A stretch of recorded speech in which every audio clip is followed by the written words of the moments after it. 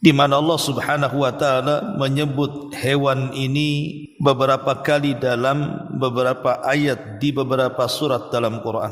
Apa itu keledai? Al-himar atau dikenal dengan keledai. Kenapa Allah Subhanahu wa taala banyak menyebut hewan yang namanya keledai dalam Quran ini? Lalu apa pelajaran dari hewan keledai ini? Kemudian apa saja yang tidak boleh dilakukan terhadap keledai ini? Inilah pembahasan yang kita akan kupas keledai di dalam Al-Quran. Ma'asyiral muslimat yang dimuliakan Allah Subhanahu wa taala, manusia sebagai makhluk yang paling sempurna dianugerahkan banyak mukjizat melalui Nabi sallallahu alaihi wasallam, salah satunya Al-Quran sebagai pedoman hidup, di mana dalam Al-Quran telah termaktub segala hal yang bermanfaat bagi manusia ataupun yang bisa merusak manusia. Al-Quran sudah menjelaskannya, termasuk juga binatang-binatang yang bermanfaat dan binatang-binatang yang tidak bermanfaat bagi manusia. Seperti umpamanya Al-Quran menjelaskan bagaimana lebah dengan madunya sangat bermanfaat untuk manusia. Kambing dan sapi dengan dagingnya juga sangat bermanfaat bagi manusia. Kuda yang dapat dijadikan tunggangan bagi manusia, ini juga bermanfaat bagi manusia. Dan begitu seterusnya, termasuk juga keledai, di mana Allah Subhanahu wa taala menjelaskan tentang keledai dalam Quran, tepatnya dalam surah An-Nahl ayat 8, wal khayla wal bighala wal hamira litarkabuha wazina wa yakhluqu ma la ta'lamun. Dan dia telah menciptakan kuda, menciptakan bighal dan juga keledai agar kamu menungganginya dan menjadikannya perhiasan. Dan Allah telah menciptakan apa yang kamu tidak tahu. Artinya Allah banyak menciptakan binatang yang terkadang sebagian binatang kita tidak tahu. Dari ayat ini kita tahu bahwa Allah Subhanahu wa taala menciptakan salah satunya keledai itu untuk bermanfaat bagi manusia. Allah tundukkan keledai kepada kita. Meskipun di dalam Al-Quran terkadang Allah Subhanahu wa taala menjadikan perumpamaan keledai ini dengan perumpamaan yang buruk, tetapi keledai sendiri adalah binatang yang banyak manfaatnya kalau kita mengambil pelajaran dari sifat-sifat keledai ini. Inilah yang kita akan ambil petik pelajaran dan manfaat dari sifat-sifat keledai yang harus ditiru manusia. Ma'asyiral muslimat yang dimuliakan Allah Azza wa Jalla, apa saja sifat-sifat keledai yang bisa ditiru manusia itu? Pertama, keledai ini memiliki sifat wafa. Sifat wafa itu artinya dia berbuat 2 kali lipat kepada tuannya. Jadi tuannya kalau berbuat baik kepada keledai, maka keledai ini akan membalas 2 atau 3 kali lipat akan kebaikan tuannya. Karena keledai itu hewan yang nurut dengan tuannya. Harusnya manusia seperti keledai. Maksudnya bukan ibu seperti keledai, tidak. Dari sisi sifatnya, di mana keledai ini memiliki sifat wafa, bisa berbuat baik kepada tuannya. Karena ada sebagian manusia yang kalau seandainya ada orang yang berbuat baik kepada dia, dia tidak pernah mau untuk membalas kebaikan orang. Maka orang yang tidak tahu balas budi kepada kebaikan orang, orang ini belum dikatakan bersyukur kepada Allah Subhanahu wa taala. Karena Nabi sallallahu alaihi wasallam mengatakan, "Man lam yashkurin nas lam yashkurillah." Orang yang tidak bersyukur kepada manusia maka tidak dianggap bersyukur kepada Allah Subhanahu wa taala.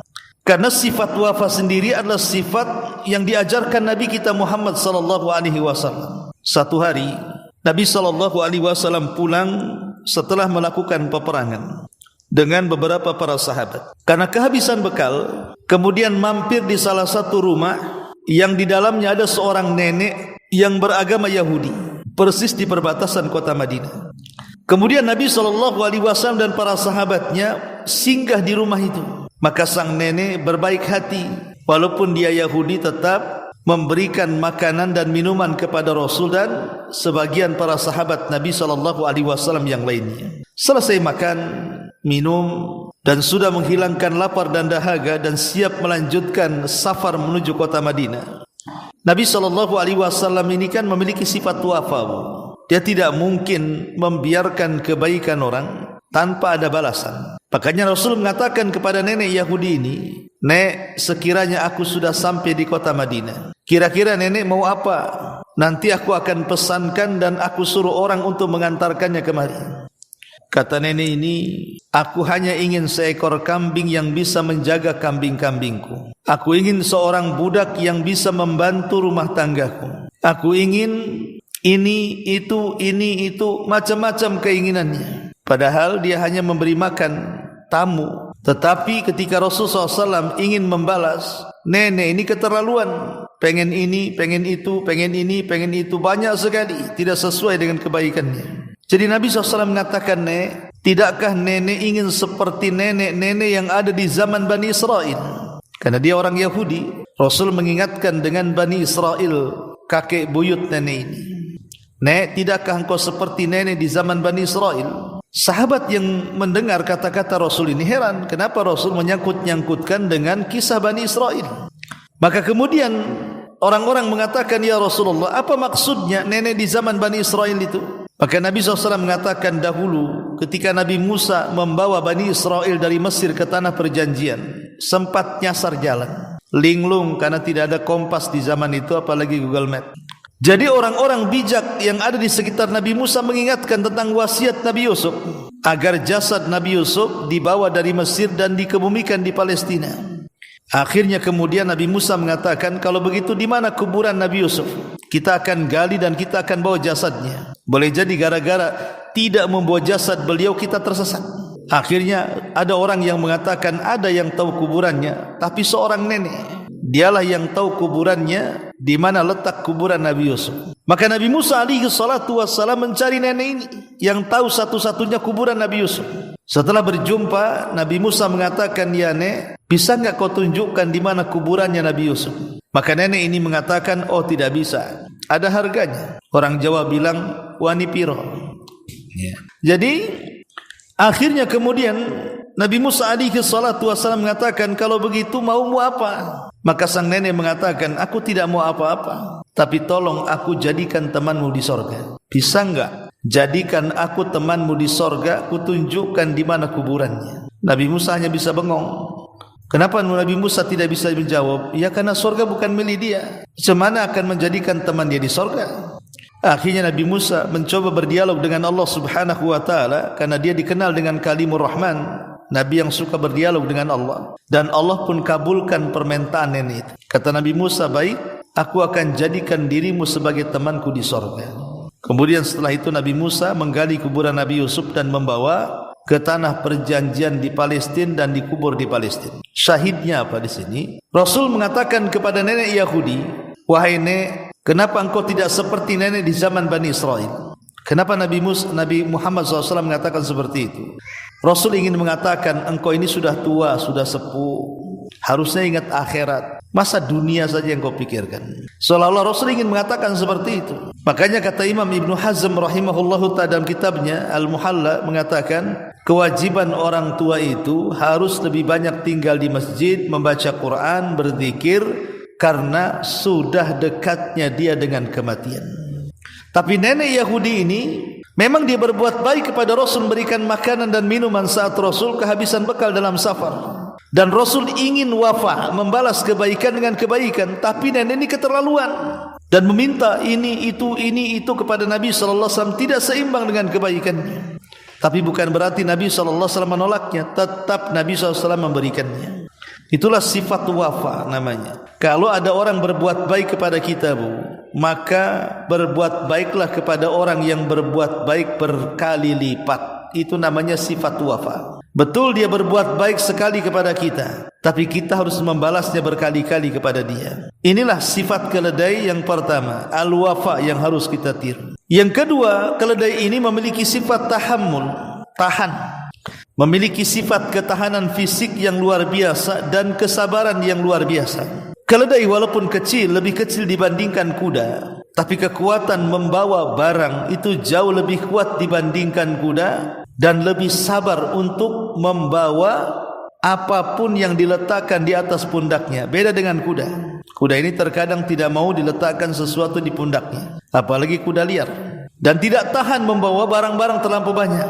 Kalau keledai tidak, dia sanggup membawa barang yang banyak. Sehingga keledai ini dikenal dengan kesabaran dan istiqamahnya. Walaupun ada beberapa jalan yang tidak bisa dilalui manusia, keledai bisa.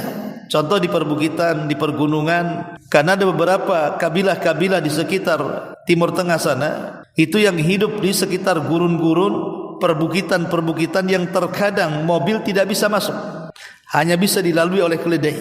Lah sifat kesabaran keledai ini dan ketahanan istiqamah ketika membawa sesuatu yang dipikul di pundaknya, ini juga jadi pelajaran bagi kita bahwa hidup ini akan senantiasa memikul beban. Terkadang beban yang kita pikul itu ringan, terkadang beban yang kita pikul itu berat. Maksudnya masalah yang kita hadapi ini terkadang ringan, terkadang berat. Terkadang satu masalah hilang, datang masalah yang lain. Terkadang masalah satu belum hilang, datang lagi masalah yang lain, dan begitu seterusnya. Maka keledai mengajarkan kepada kita tahammul was-sabr, agar kita tahan dan sabar. Jadi istiqamah dan sabar ini sifat mulia juga dalam Islam. Karena betapa banyak orang-orang yang putus asa karena tidak sabar. Betapa banyak orang-orang yang gagal di jalan karena tidak istiqamah. Hanya dengan istiqamah dan juga kesabaran inilah yang menjadikan seseorang sukses dan seseorang akan berhasil. Maka jadilah penyabar seperti keledai, hewan yang sangat penyabar. Kemudian keledai ini cerdas. Dia suka belajar dari sebuah pengalaman. Jadi mereka tidak akan jatuh ke dalam lubang yang sama untuk kedua kalinya. Keledai ini, dia kalau pernah jatuh di satu tempat, maka dia tidak akan mengulangi di tempat yang sama. Persis seperti Nabi SAW, seorang muslim itu tidak boleh jatuh ke lubang yang sama. Karena ada seorang muslim itu, dia sudah bermaksiat, kemudian bertobat, maksiat lagi. Dengan maksiat yang sama, padahal sudah kapok tuh sebelumnya. Ada orang-orang seperti itu. Jadi umpamanya dia melakukan zina, naudzubillah, kemudian terkena penyakit sepilis atau apa namanya, kemudian ke dokter sembuh. Ketika mengidap penyakit, dia bersumpah tidak akan berzina lagi. Tapi setelah sembuh penyakitnya, setan datang lagi, berzina lagi dia. Lah ini kan seorang muslim yang bodoh, masuk lubang kedua kalinya. Atau berjudi kalah, dia bersumpah-sumpah tidak akan judi lagi. Setelah ada duit, berpikir kenapa tidak judi lagi, akhirnya judi lagi. Nah, terkadang manusia itu tidak lebih cerdas dibandingkan keledai. Keledai ini dia tidak mungkin melakukan perkara yang bisa membahayakan dua kali, atau dengan kata lain tidak akan jatuh ke dalam lubang yang sama untuk kedua kali. Kemudian sifat keledai ini juga, keledai ini memiliki sifat sosial dan emosional. Adapun sosial, jadi keledai ini hewan sosial yang membentuk ikatan erat seumur hidup dengan keledai lainnya atau hewan lain di sekitarnya. Kalau sampai dipisahkan keledai ini, biasanya stres.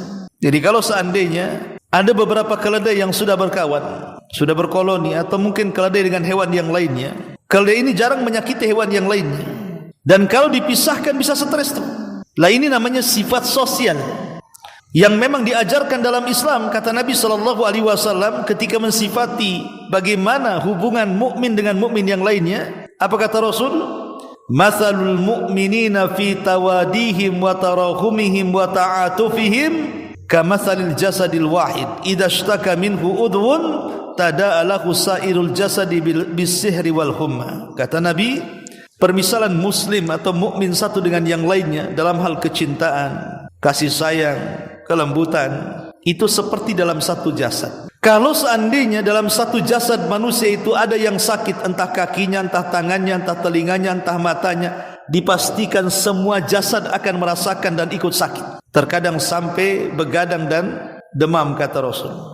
Begitulah pelajaran dari keledai agar kita memiliki sifat sosial, kasih sayang sesama muslim. Tapi kenyataannya banyak kaum muslimin yang mereka tidak sayang dengan muslim yang lainnya.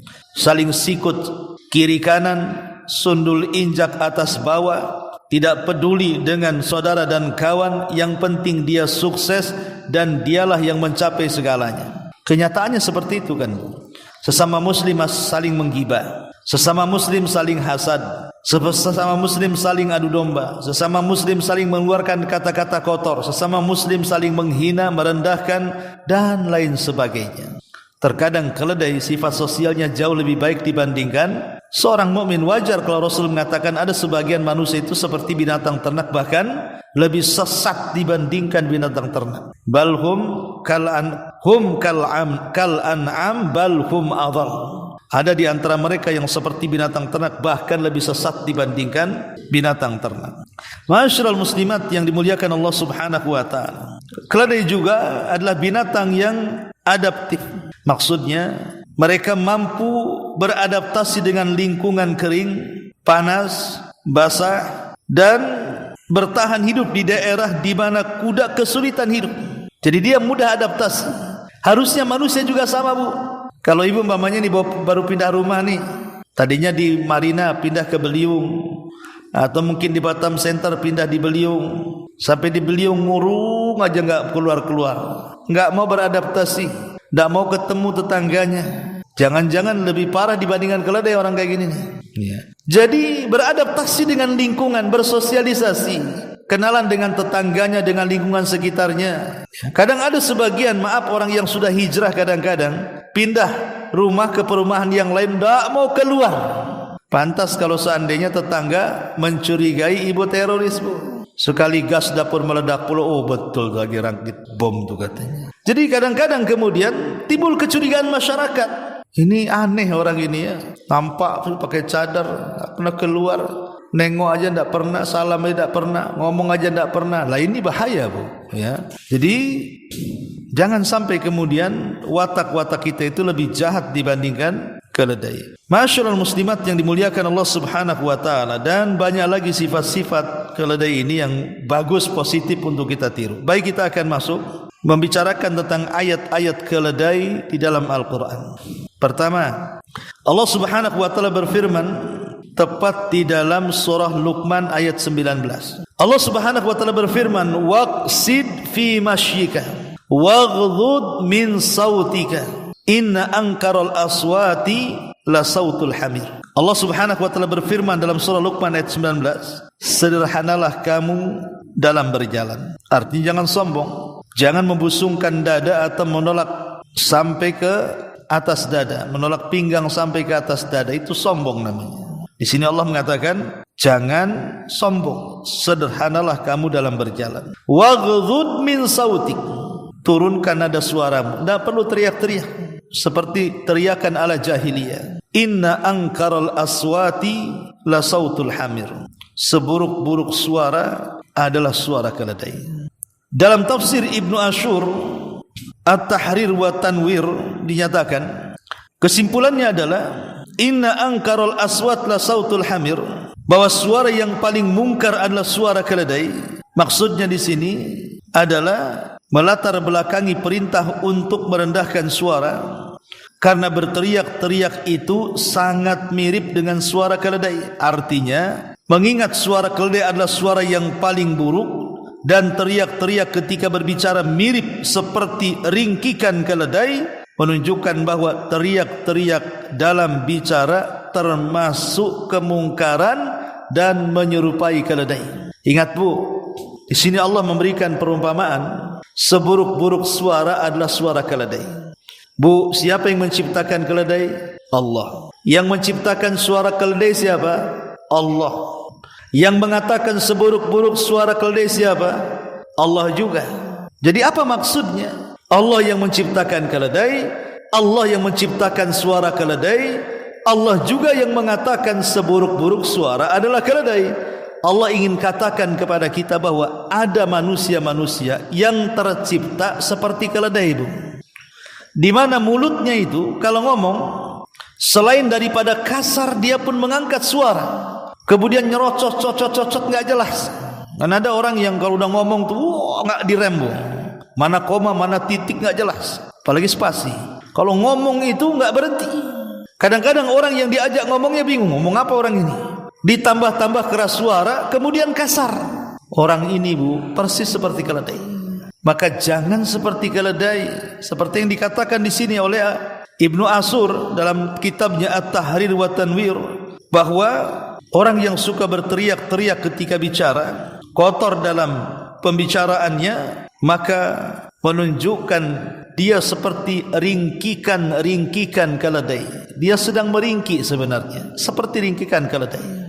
Maka apalagi seorang ibu ya, seorang wanita, sudah sepantasnya merendahkan suara. Ini enggak, ibu-ibu pula yang paling kencang suaranya. Saya dulu itu punya tetangga, Bu, yaitu kalau bertengkar dengan suaminya, itu tembok berapa senti bisa tembus, Bu. Sampai apa yang diomongin itu kedengaran dari dalam rumah, Bu. Yang lebih parah, istrinya lebih kencang, padahal enggak pakai toa di rumahnya. Lah ini gimana gitu ya? Tabiat wanitanya di mana? Maka saya nasihati, Bu, jangan seperti keledai. Tapi ibu kalau mendapati orang seperti ini, di depan ibu dia lagi marah-marah, suaranya kenceng, jangan pula ibu dikatakan keledai ya. Itu keledai itu. Kenapa? Abu Mero bilang keledai yang kayak gitu tuh katanya. Nah itu juga nggak boleh. Maksudnya ini kan perumpamaan. Bahwa ada orang-orang itu seperti keledai, bukan berarti orang itu keledai. Ya. Ini yang harus dipahami. Pelajarannya adalah jangan berteriak-teriak, mengeluarkan kata-kata kasar dan kotor karena menyerupai keledai. Abdullah ibn Wahab meriwayatkan dari Ibnu Zaid bahwa ketika mentafsirkan ayat ini beliau mengatakan, laukana raf'us sauti huwa khairan ma ja'alahu Allahu lil hamir. Andai kata teriakan itu baik, tentu Allah tidak akan menjadikannya untuk keledai. Seandainya teriakan itu sebuah kebaikan, tentu Allah tidak akan menjadikan teriakan itu untuk keledai. Tapi karena teriakan itu bukan kebaikan, makanya Allah letakkan teriakan itu dalam keledai. Maka bicara baik-baik, enggak usah diteriak-teriak, slow saja. Ini ayat yang pertama. Ayat yang kedua disebutkan dalam surah Al-Mudassir ayat 50. Al-Mudassir ayat 50. Allah Subhanahu wa taala berfirman, "Fama lakum 'anit tadhkirati mu'ridin ka'annahum khumurun mustanfirah farrat min qaswara." Maka mengapa mereka orang-orang kafir berpaling dari peringatan Allah, seakan-akan mereka itu keledai liar yang lari terkejut karena ada singa di hadapannya. Ka'annahum humurun mustanfirah farrat min qaswara. Seakan-akan mereka keledai liar yang lari karena terkejut di hadapannya ada singa yang siap menerkam. Ayat ini bicara tentang kondisi beberapa orang kafir di zaman jahiliyah. Ketika sebelumnya mereka beragama, para penyembah berhala Lata, Uzza, Manat, Khubal, Saif, Nailah dan banyak berhala lainnya disembah oleh orang-orang Quraisy ini. Maka di tengah-tengah kesyirikan, Allah utus Rasul kita Muhammad sallallahu alaihi wasallam untuk berdakwah di tengah-tengah mereka, mengajak mereka ke dalam tauhid. Tetapi ketika Nabi sallallahu alaihi wasallam menyampaikan wahyu Allah kepada mereka, seruan-seruan Allah dalam Al-Quran kepada orang-orang kafir Quraisy, mereka pun lari dari Quran. Mereka pun berpaling begitu cepat dari Al-Quran seperti berpalingnya keledai saat melihat singa. Ketakutan kemudian lari. Maksudnya apa di sini? Ada sebagian manusia itu, Bu, yang lari dari Quran, tidak mau menyentuh Al-Quran, tidak mau membaca Al-Quran, bahkan dibacakan Al-Quran alergi. Lah ini seperti ayat ini. Maka jangan sampai kemudian, Bu, kita seperti keledai yang mendapati singa di hadapannya kemudian lari terbirit-birit karena ketakutan. Maksudnya jangan sampai kita ini melihat Quran itu ketakutan. Karena ada sebagian manusia seolah-olah melihat Quran itu ketakutan. Jangan lagi membaca, megang aja tidak pernah. Terkadang nunggu Ramadan, adalah niat ingin baca Quran di bulan Ramadan, sampai Ramadan tak dipegang juga Quran itu. Jadi ada orang-orang yang lari berpaling dari Quran seperti berlarinya keledai saat melihat singa. Quran ini mukjizat dari Allah. Dia penyelamat kita, dia hidayah yang bisa menuntun kita ke jalan kebenaran dunia kita dan akhirat kita. Kalau kita berpaling dari hidayah, maka kita akan kehilangan hidayah selamanya. Maka jangan lepaskan dari Al-Quran. Minimal kita baca Al-Quran itu setiap hari. Karena ada sebagian orang seperti keledai melihat singa. Jadi melihat Al-Quran itu seperti keledai melihat singa, langsung lari. Dan terbukti memang. Coba, Bu, kalau ada orang yang kumpul-kumpul, umpamanya ya, ibu kumpul-kumpul di arisan, atau mungkin kumpul-kumpul di tetangga, Orang-orang itu sedang ngerumpi, kadang-kadang mungkin sebagian mereka sedang gibah. Coba ibu baca Quran di situ, Bu. Jadi kalau ada kumpul-kumpul orang itu, Bu, ibu baca Quran saja. A'udzubillahi minasyaitonirrajim. Bismillahirrahmanirrahim. Wadduha, ya kan? Lagi kumpul-kumpul orang tuh, Bu. Coba, Bu, ibu buat ini ajalah semacam tes psikologi orang itu. Nampak ada ibu-ibu kumpul, ibu duduk di sebelah baca Quran. Kira-kira reaksinya seperti apa? Jangan-jangan pula ibu dikatakan ibu salah alamat. Musola sebelah sana, Bu, bukan di sini. Kadang-kadang seperti itu. Disangka ngaji itu di musola saja, di masjid saja. Jadi ada orang-orang itu yang tidak suka mendengar Quran, kan? Bukan setan aja yang lari mendengar Quran, orang aja ada yang lari mendengar Quran. Lah inilah dikatakan dalam Al-Quran, ka'annahum khumurun mustanfirah farrat min qaswar. Ada orang yang lari di Quran itu seperti keledai yang melihat singa. Ini ayat yang kedua, surah Al-Mudaththir ayat 49 sampai 50. Kemudian yang ketiga disebutkan di dalam surah Al-Jum'ah ayat 5. Allah Subhanahu wa taala mengatakan, "Matsalul ladzina hummilut Taurah thumma lam yahmiluha kamatsalil himari yahmilu asfara." Bi'sa mathalul qaumil ladzina kadzdzabu biayatillah wallahu la yahdil qaumadz zalimin. Perumpamaan orang-orang yang dipikulkan kepada mereka kitab-kitab suci, maksudnya Taurat, kemudian mereka tidak menunaikan isi daripada Taurat, adalah seperti keledai yang membawa kitab-kitab besar lagi tebal. Amatlah buruk perumpamaan kaum yang mendustakan ayat-ayat Allah, dan Allah tidak memberi petunjuk bagi kaum yang zalim. Lihat, Allah berikan perumpamaan orang Yahudi seperti keledai yang memikul kitab. Pertanyaannya, Bu, kalau ada keledai kemudian ibu pikulkan kitab di atas pundaknya, kira-kira keledai paham gak dengan isi kitabnya tuh? Saya yakin tidak akan paham, karena keledai tak bisa baca, berakal pun tidak. Dia hanya bisa membawa kitab tapi tidak bisa memahaminya. Begitulah Allah gunakan perumpamaan keledai ketika membawa kitab dengan perumpamaan orang-orang Yahudi yang tidak mau mengamalkan Taurat dan kitab sucinya. Tapi dalam posisi ini Allah Subhanahu wa taala tidak mencela keledai, karena bagaimanapun keledai terkadang lebih baik dibandingkan orang Yahudi. Dari segi mana? Ya, memang keledai tidak paham isi daripada kitab yang dibawa di pundaknya, tapi ingat, keledai tidak pernah merubah-rubah isi kitab yang di pundaknya. Jadi kalau ada keledai kemudian kita taruhlah perpustakaan di atas pundaknya, mungkin keledai hanya sekadar membawanya, dia tidak akan merusak itu, tidak akan merubah-rubah. Tapi orang Yahudi, mereka berani merubah-rubah kitab-kitab suci mereka. Mereka berani merubah-rubah isi daripada kitab suci mereka, sampai Allah mengatakan yuharrifunal kalima an mawadhi'i. Mereka merubah-rubah isi daripada Taurat. Maka siapapun yang merubah-rubah agama dari asalnya, tidak diajarkan Nabi, kita lakukan. Tidak diperintah Nabi, kita lakukan. Tidak dicontohkan Nabi, kita lakukan. Maka itu terkena ayat ini, seperti keledai yang membawa buku-buku di pundaknya. Keledai masih lebih baik, dia tidak merubah. Tapi ada manusia yang justru merubah-rubah isi daripada Al-Quran dan sunnah Nabi sallallahu alaihi wasallam. Ini ayat yang ketiga. Ayat yang keempat disebutkan dalam surah, kalau tidak salah, Al-Baqarah. Surah Al-Baqarah ketika 259, ketika bercerita tentang mukjizat seorang nabi. Ada yang mengatakan nabi ini namanya Uzair alaihi salam, nabi yang sangat diagungkan orang Yahudi. Allah mengatakan, "Au kalladzi marra ala qaryatin wa hiya khawiyatun ala urushiha. Qala anna yuhyi hadhihi Allahu ba'da mautiha. Fa amatahu Allahu mi'ata 'amin thumma ba'atha. Qala kam labista? Qala labistu yawman aw ba'da yawm.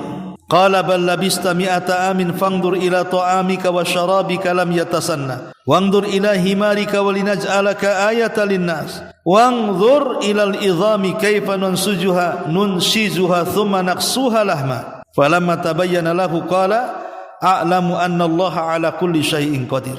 Atau apakah kamu tidak memperhatikan orang-orang yang melalui satu negeri yang temboknya telah roboh menutupi atapnya? Dia berkata bagaimana Allah menghidupkan kembali negeri setelah kehancurannya. Maka Allah mematikan orang itu 100 tahun, kemudian menghidupkannya kembali. Allah bertanya saat dihidupkan, berapa lama kamu tinggal di sini? Ia menjawab, saya tinggal di sini sehari atau setengah hari. Allah berfirman, sesungguhnya kamu telah tinggal di sini 100 tahun lamanya. Lihatlah kepada makanan yang minum dan minuman yang belum lagi berubah. Lihatlah kepada keledai kamu yang telah menjadi tulang belulang. Kami akan menjadikan kamu tanda kekuasaan kami bagi manusia. Dan lihatlah kepada tulang belulang keledai itu.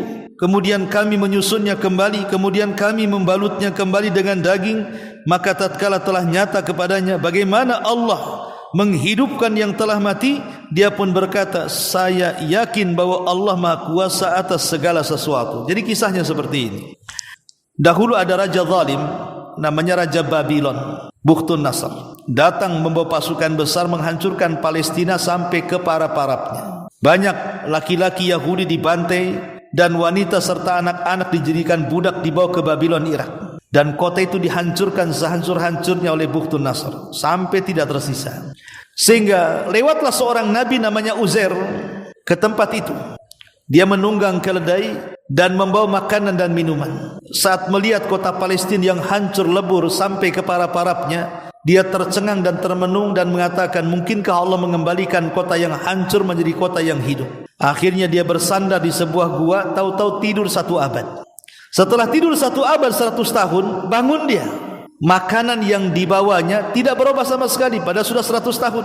Minuman yang dibawanya tidak berubah sama sekali pada sudah 100 tahun. Yang berubah adalah keledainya. Keledainya saat itu kan diikat. Namanya keledai diikat 100 tahun, enggak makan, matilah keledai itu. Dan sudah menjadi tulang belulang. Kemudian Allah Subhanahu wa taala ingin tunjukkan bahwa dia sanggup menghidupkan kota sebagaimana sanggup menghidupkan makhluk yang mati. Allah perlihatkan di hadapan Nabi Uzair mukjizat luar biasa, mampu menghidupkan keledai yang sudah jadi tulang belulang. Tiba-tiba keledai terangkai, entah dari mana dagingnya datang kemudian melekat di tulang-tulang itu sampai terbentuk keledai. Tiba-tiba ruhnya dikembalikan dan keledai itu berteriak seolah-olah kiamat dibangkitkan. Dari sini Nabi Uzair geleng-geleng dan yakin Allah mampu melakukan segalanya. Jangan lagi desa yang mati, keledai yang mati saja dihidupkan kembali yang sudah jadi tulang belulang. Syahidnya di sini atau apa yang jadi pelajaran di sini, bagaimana Allah Subhanahu wa taala ingin membuktikan kepada Nabi Uzair bahwa dia atas segala sesuatu maha mampu, menghidupkan kematian, menghidupkan yang mati setelah kematian, itu Allah sanggup. Karena ada di antara manusia yang mengingkari ada kehidupan setelah kematian. Ada orang yang mengingkari ada balasan setelah kematian. Seolah-olah kita ini hidup ya waktu yang melakukannya, hidup mati ya waktu yang melakukannya. Tidak ada kehidupan setelah kematian. Maka ini lebih konyol dibandingkan keledai. Ini di antara faedah surah Al-Baqarah 259. Dan dalam hadis Nabi SAW kita tutup, hadis yang dikeluarkan Imam Muslim, Rasul mengatakan, "Idza sami'tum siyahadik fas'alullaha min fadli." Apabila kalian mendengar suara ayam jantan berkokok di waktu malam, maka mintalah anugerah kepada Allah, karena sesungguhnya fa innaha ra'at malakan, karena ayam itu sedang melihat malaikat. Wa idza sami'tum nahiqal himar fata'awadzu billahi minasyaitonir rajim. Tapi kalau kalian mendengar ringkikan-ringkikan keledai di waktu malam, maka mintalah perlindungan kepada Allah dari setan yang terkutuk. Fa innahu ra'a syaitanan, karena ketika itu keledai bisa melihat setan. Jadi ayam bisa melihat malaikat, keledai bisa melihat setan. Makanya kalau di malam hari sepertiga malam ada ayam yang berkokok, maka berdoalah dengan doa yang baik, karena ketika itu malaikat sedang turun. Tapi kalau yang berteriak bukan ayam tapi keledai, maka bertawudlah kepada Allah, karena dia sedang melihat setan dan membawa keburukan. Dari sini kita tahu di antara kehebatan keledai, dia mampu melihat setan. Dan di sini ada tanda bahwa kalau dia sudah meringki di malam hari, memberikan sinyal kepada kita kedatangan setan. Maka kita lekas-lekas berlindung kepada Allah Subhanahu wa ta'ala. Lihat bagaimana keledai ini membantu manusia untuk mengingatkan kedatangan musuh terbesarnya, setan. Sehingga kita tahu setan datang tidak hanya dengan suara keledai, tetapi meski demikian ingat, keledai yang bersifat peliharaan tidak boleh dimakan, hukumnya haram. Kata Abi Tha'labah radhiyallahu an, Rasul mengatakan, beliau mengatakan harrama Rasulullah sallallahu alaihi wasallam luhuma al-khumril ahliyah. Rasul mengharamkan daging keledai peliharaan atau jinak, tidak boleh dimakan dagingnya, tetapi halal bagi yang liar. Kalau dipelihara, dipekerjakan, ditunggangi, ditaruh barang-barang, maka itu keledai jinak dan peliharaan, tidak boleh dimakan dagingnya, haram. Karena di masa Rasul pernah terjadi kelaparan, sampai banyak para sahabat yang menyembelih keledai mereka. Ketika sudah hampir dimakan daging-daging keledai yang direbus oleh para sahabat, tiba-tiba datang larangan Allah, tidak boleh memakan daging keledai jinak atau peliharaan. Maka semua para sahabat menumpahkan daging-daging keledai di jalan-jalan, karena Allah sudah mengharamkannya. Begitulah sahabat Rasul, apabila datang larangan maka mereka pasti akan meninggalkannya. Kalau datang perintah pasti mereka akan mengatakan sami'na wa ata'na, innama kana qaulul mu'minin idza du'u ila Allahi wa rasulihi liyahkuma bainahum an yaqulu sami'na wa ata'na. Begitulah para sahabat, kami dengar dan kami taat, baik perintah Allah atau Rasulnya, baik larangan Allah atau Rasulnya, maka mereka orang yang paling meninggalkannya. Baik, sampai di sini inilah di antara pelajaran yang bisa kita petik dari binatang yang bernama keledai.